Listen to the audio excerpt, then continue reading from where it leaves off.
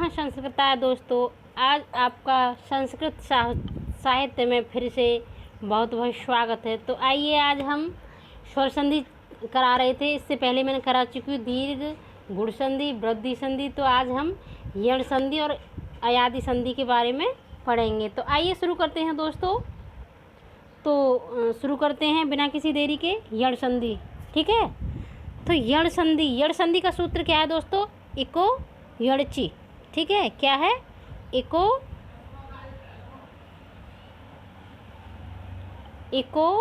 यणची। ठीक है, यण संधि का सूत्र है इको यणची। पहचान क्या है दोस्तों इसकी? जब ई, ह्रस्व ई, दीर्घ ई, ह्रस्व ऊ, दीर्घ ऊ, री और री स्वरों के साथ किसी असवर्ण या असमान शब्द, असमान स्वर का मेल होता है, वहाँ पर क्या होती है? यण संधि होती है। जहाँ पर असमान स्वर का मेल हो तो वहाँ पर क्या हो जाती है? यण संधि होती है। और सूत्र है इको यणची। ठीक है, इको यणची सूत्र है हमारा, इको यणची। जैसे वर्गीकरण है, देखो दोस्तों, एक के स्थान पर ह्रस्व ई, एक प्रत्याहार है और यण भी प्रत्याहार है। ठीक है, तो देखो ह्रस्व ई हो या दीर्घ ई हो तो इसके स्थान पर ई को य हो जाता है, ऊ को वा हो जाता है, री को रा हो जाता है, री को ला हो जाता है, ई को या, ह्रस्व हो या दीर्घ हो, ऊ ह्रस्व हो या दीर्घ हो तो वा हो जाता है, री हो ह्रस्व री हो या दीर्घ री हो तो रा हो जाता है, री।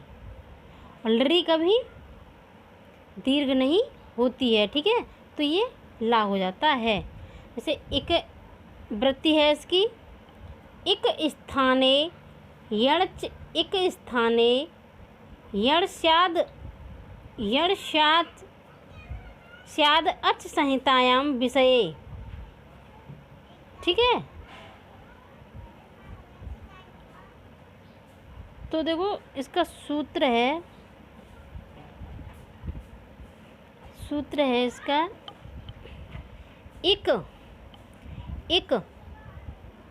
ई, ह्रस्व ई, दीर्घ ई, ह्रस्व ऊ, दीर्घ ऊ, री और री के किसी के साथ किसी असवर्ण स्वर का मेल होने पर एक के स्थान पर क्रमशः यण आदेश हो जाता है। क्या? य व र ला, ये यण प्रत्याहार है तो यण आदेश हो जाता है। जैसे ई, ह्रस्व ई या दीर्घ ई हो तो यहाँ पर क्या हुआ हमारा? यह हुआ। ठीक है, यह देख रहे हो आप।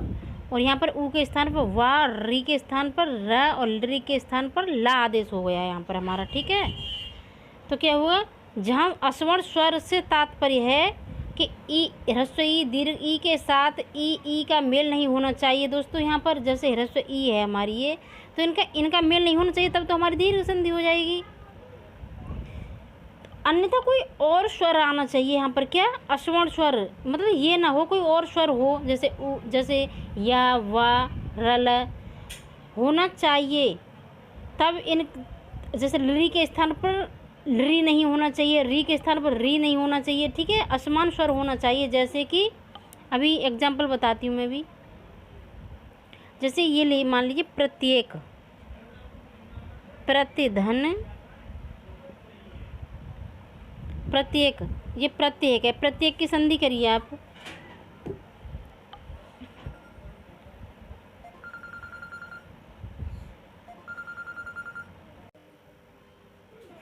मैं कर दूँगा। ठीक है दोस्तों, क्षमा कीजिए, कॉल लगी थी। ठीक है, तो हाँ, प्रत्येक, ये हमारा प्रत्येक, प्रतिधन एकम। ठीक है, प्रतिधन एकम। तो यहाँ पर देखो ई है हमारे, ई के स्थान पर क्या हुआ भाई? हमारा इधर क्या है? ई है और इधर देखो ए है। समान स्वर तो नहीं है, ई और ए है ना इधर, तो असमान हो गया ना, ये असमान स्वर है ना। तो ई को क्या हो जाता है? य। तो ये हुआ हमारा प्रत्येक। ठीक है, प्रत्येक।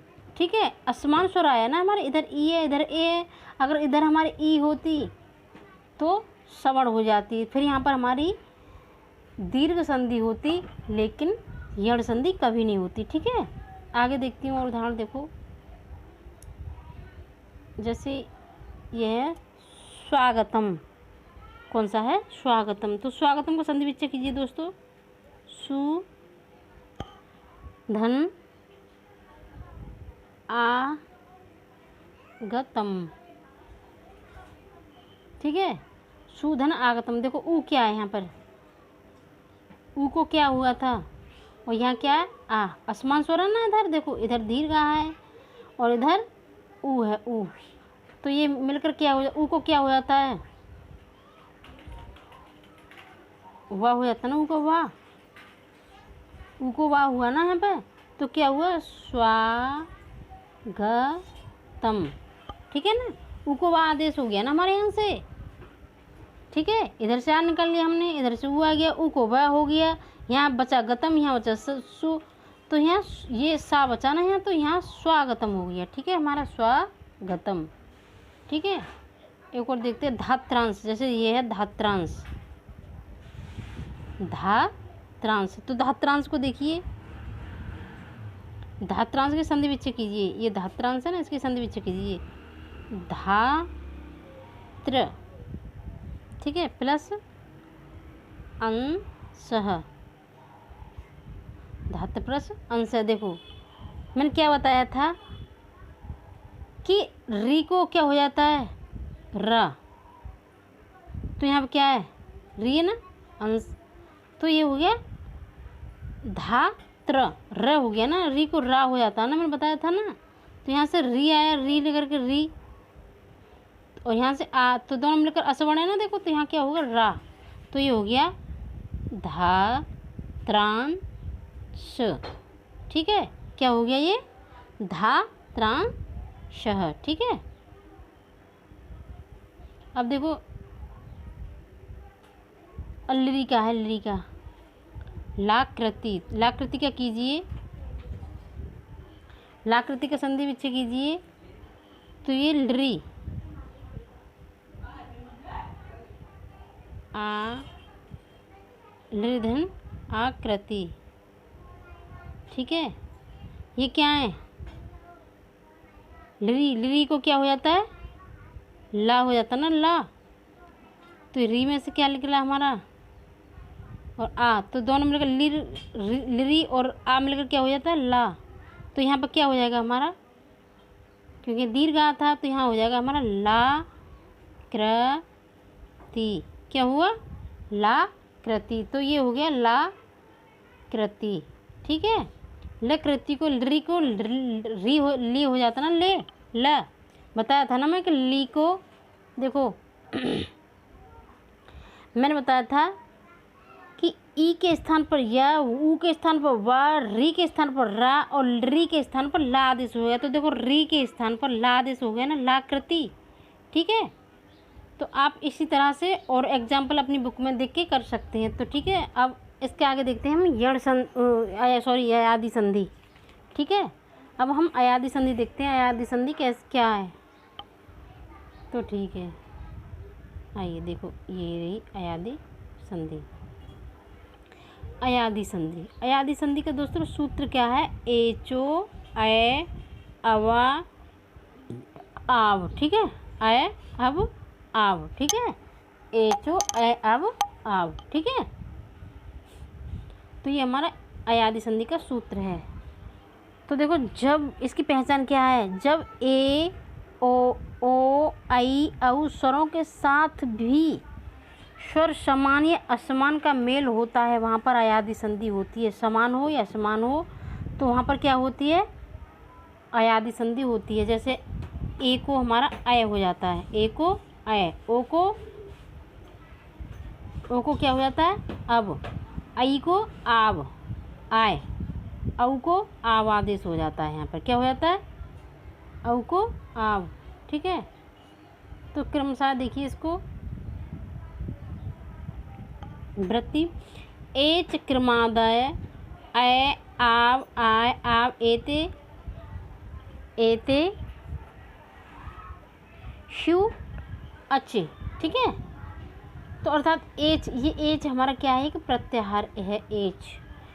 एच वर्णों के साथ किसी भी स्वर का स्वर से मेल होने पर इनके स्थान पर अ अव आय आव आदेश हो जाता है। दोस्तों क्या हो जाता है, हमें ये याद रखना है, एच प्रत्याहार हो वहाँ पर तो अ अव आय आव आदेश हो जाता है। ठीक है,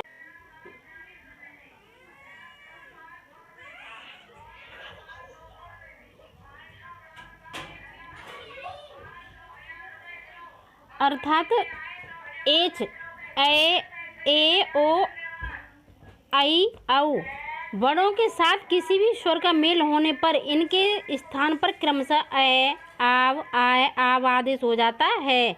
ठीक है, जैसे कोई भी स्वर ए है। ठीक है, ए के बाद कोई ए का स्वर अ हो जाएगा और ओ को आव, आई को आय और औ को आव आदेश हो जाता है। आइए उदाहरण देखते हैं कुछ, जैसे ये है नयनम।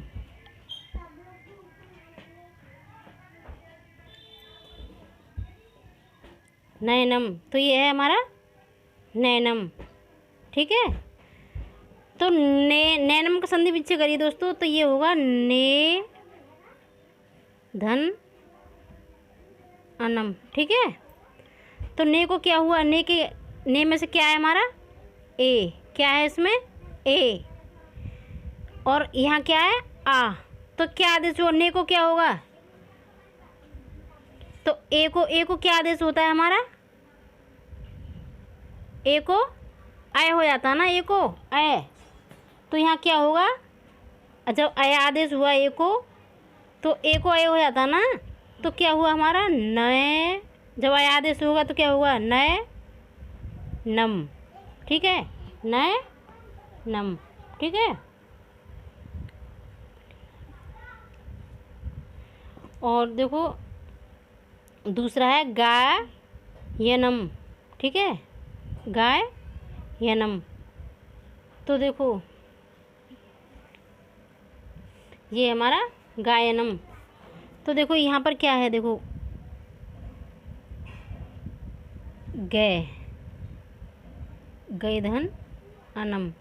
अब देखो यहाँ पर क्या है हमारा आई है ना, आई, इसमें क्या है हमारा आई, आई है ना ये, और यहाँ आ, आई को क्या बताया था मैंने कि ए को तो आय हो जाता है और आई को क्या हो जाता है आय, तो यहाँ हो जाएगा आय को आय होगा ना, यहाँ पर आय, ए को आय और आई को आय हो जाता है, तो यहाँ पर क्या हो गया, इसमें से आई निकल गया, आई निकल गया ना, तो यहाँ गा बचा खाली, तो देखो गा य न म।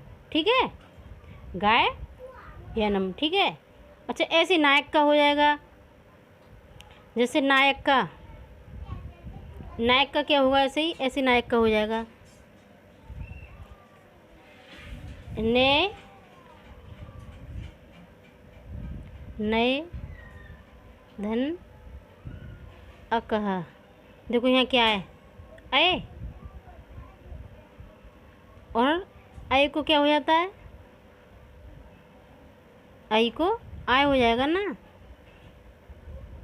तो जब आई और आ मिलता तो आय हो जाएगा ना, तो यहाँ पर हो जाएगा नायक। ठीक है, और देखो ओ का देखते हैं,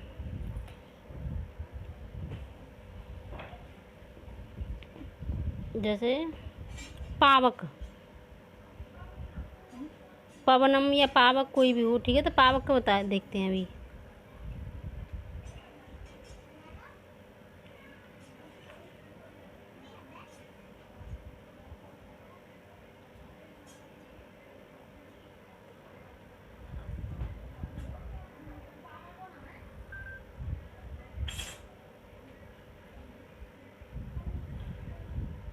पावक का देखते हैं, पावक का, तो देखो पावक का संधि क्या होगा, पावक है का पौ धन अकह।